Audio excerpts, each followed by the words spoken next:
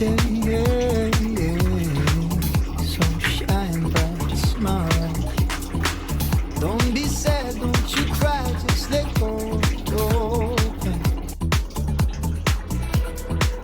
And when you fall asleep, no tomorrow.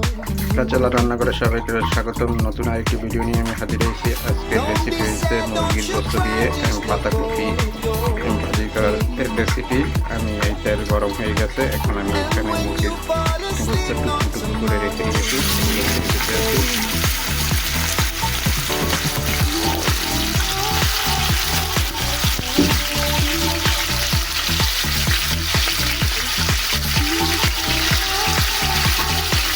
এগুলো এখানে আমি দুজনে করেছি।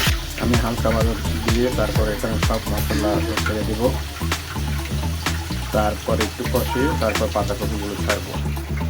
আদা, পেঁয়াজ, রসুন বাটা আমি সব ছেড়ে দিয়েছি, এগুলো দিয়ে দিয়েছি, লবণও দিয়ে দিয়েছি। এখন এগুলো একটু কষিয়ে নেব। সময় কষানো শেষ হয়ে গেছে, এখন আমি এর ভিতরে পাতাকপি ছেড়ে করছি। গোস্তের ভিতরে পাতাকপিগুলো দিয়ে দিয়েছি। এখন আমি এটা ঢাকা দিয়ে ঢেকে রাখবো। আমার পাতাকপি গোস্ত হয়ে গেছে, ঠিক আছে। আমি চালটা দিয়ে দিয়েছি, তারপর হালকা করতে আছে। তো এরকম রেসিপি পেতে হলে আমাকে লাইক কমেন্ট শেয়ার করতে বলবেন না। যারা ইউটিউব থেকে দেখেছেন তারা সাবস্ক্রাইব করতে, লাইক করতে বলবেন না, কমেন্ট শেয়ার করতেও বলবেন না। এবং আমার ভিডিও যদি ভালো লাগে আমার পাশে সাপোর্ট করবেন। তো এই রেসিপি এই পর্যন্ত। স্বাদ দেখতেছি কেমন হলো। পাতাকপি খেয়ে দেখতে আসি,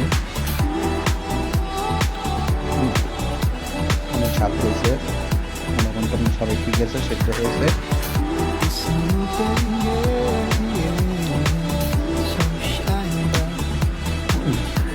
ভালো